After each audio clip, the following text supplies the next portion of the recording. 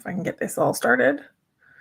We're going to talk about how to be seen as a credible business leader and the secret to earning respect in a male-dominated environment. All right, I'm having a technical difficulty here, which is why you kind of see me off to the side here for a second, but we're just going to let that go for what it is. All right, so today, let's dive into... I just want to get this going. There we go.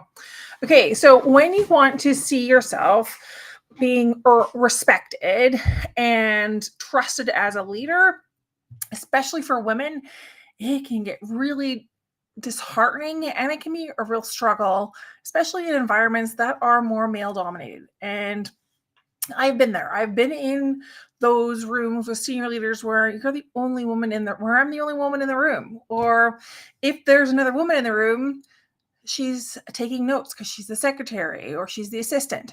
No, nothing against that role, but just saying very different from my role as a leader inside that meeting room. So I have a question for you, or actually a couple of them. Do you find yourself over explaining yourself in meetings, hoping that if you just give enough detail and work harder, they are going to see you, your colleagues, your management, leadership, sometimes even other industry leaders are going to finally see you as credible?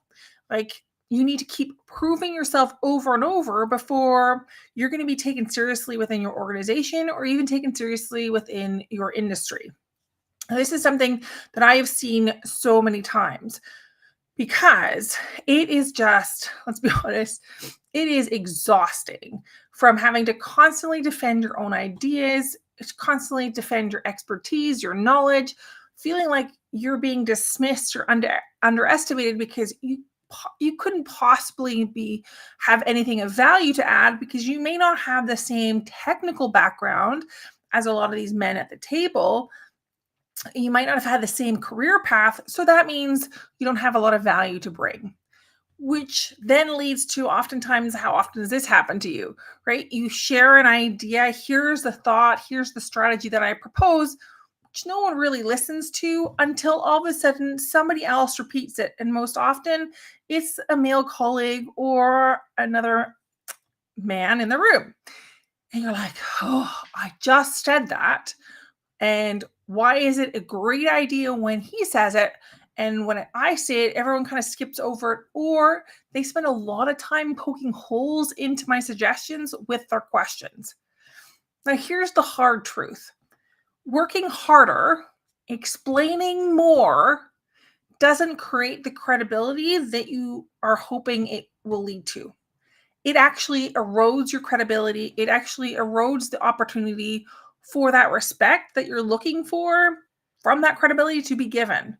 Because the more that you justify, the more that others in the meeting, in your leadership or your clients, however, whatever the context you're in, they're going to start seeing you more as, oh, you're very tactical rather than being strategic. Now, this is you. Don't worry about it. You're not alone. I see this with my clients, my one-on-one clients, my accelerator clients all the time. And what we want to move from is this belief around, oh, if I prove myself and I work harder, they're going to finally see my value. But imagine you're the head chef running around chopping vegetables, making sure you're doing the stir fry, getting the meat ready, all because as the chef, you're the head chef, you're trying to prove that you're valuable. But that's not the job or the responsibility of the head chef. The head chef directs the kitchen, makes sure it tastes quality, leads with authority. She doesn't have to do all of that to earn the respect that is given because she also demands it. And if working harder and over-explaining really worked, then every single woman who's growing in their career, climbing the ladder, who's already working a 60-hour week would have been promoted and be respected in the roles by now. And realistically, look around and think of the best CEOs that you out there. Those CEOs aren't known for their 20-minute explanations. They're known for clarity of their insights, not based off of the volume or the amount of words that they are stating. So if credibility doesn't come from doing more, rather than it's about defending your value or over explaining, where does it come from? Well, that is where inside the accelerator, with all my one-on-one clients, we really work on how to be more strategic in your communication and your positioning. This is when you get to frame your contributions in terms of impact, in terms of results, in terms of decision level insights. That leadership and the others in the room with you will get them listening the first time, not the 10th time. So here's an example. Oftentimes, when I started working with clients and we're talking about how they're speaking in their meeting, how they're showing up, it's like, well, I am really busy. I've got lots of things doing. I've got all these results. I'm sharing that. What's going wrong? It's like, okay, well, let's look at how you share that. And oftentimes it can be things like, oh, well, yeah, but I completed these reports and I analyzed that data and that led to this and this outcome. Great. Here's the problem. You've buried the lead so far that people's eyes have glazed over before you got to it. That outcome should be what you are starting with, where you start to say, well, the analysis identified 3 trends that will drive X% increase in revenue by the next quarter. Now, all of a sudden, everyone's like, oh, hey, I want to hear that. I want to know, how do we increase our revenue in the next quarter? What are these 3 trends? This works because you've already started with the outcome, showcasing also your ability to think strategically. Now you've positioned yourself as a credible decision level leader versus someone that is great at execution or is really good at working long hours, but you're no longer standing there or sitting there, depending on your meeting, and you're explaining, right? You could go on and on about those 3 reports, how you analyze the data, where you got the data from, how you compiled the reports. All of that is not relevant to the outcome, because the outcome is, we want to talk about, here's what I see, here's what's going to drive this impact by this timeline. Now, one of my one-on-one clients, she's in a technical leadership team, which is very male dominated. And her ideas were always being questioned.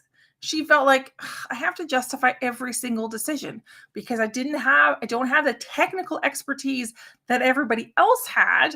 All of a sudden, people aren't listening to me. And then, even though I bring a wealth of business experience, a wealth of business knowledge, managerial experience, it takes me 10 times as long for them to start following my lead versus we could just get it done, and it's exhausting. Once we started working on positioning her communications and how she communicated much more strategically, she was not only invited to the right conversations, but when she spoke, people were listening and they were treating others, her leadership, her clients, other industry leaders were treating her as a trusted strategic partner and the leader that she was, versus, oh, here she comes again, we'll just kind of ignore her. And this can be so frustrating. Another one of my clients was finding she was kind of parachuted into another team. And inside this team, they were basically going for an outcome, right? Specific business result. Well, she kept offering ideas, but they all kind of looked at her as like, like, what do you know about it? Like, forget about it. Like, we've got our way of doing things as we're going to do this. You're just here to kind of be extra hands on deck. Well, once we started framing that, and when she took what she had done and her results in the past and said, here's the result I achieved, here's the result that I had, and this is the lesson that was learned, here's how I can help.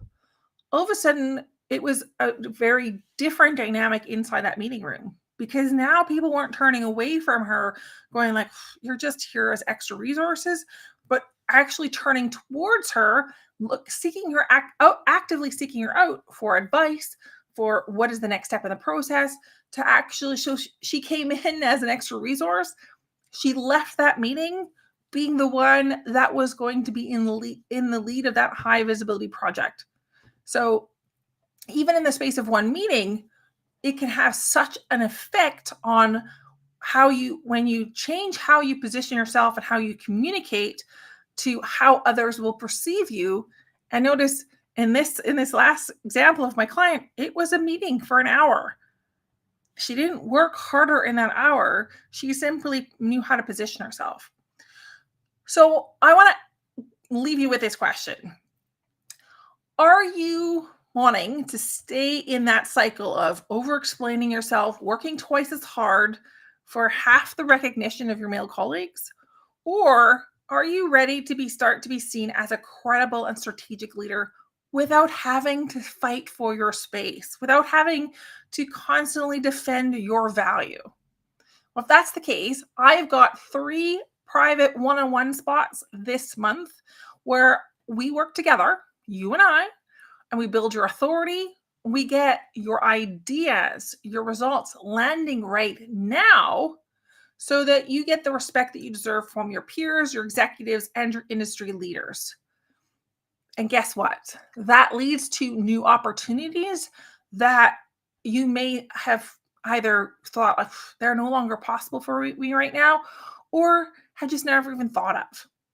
If you're interested in one of those 3 spots, and again, these spots will go quickly, but I want you to DM me or comment below credible, so CREDIBLE, credible, to see if this is a right fit for you. We're going to have a conversation. We're going to talk about what your goals are, where you're going, and we'll work together to shift how you communicate and position yourself so that your leaders will hear you and respect you the first time you speak up, not the 10th time. Thank you so much for listening, and I will be back again tomorrow.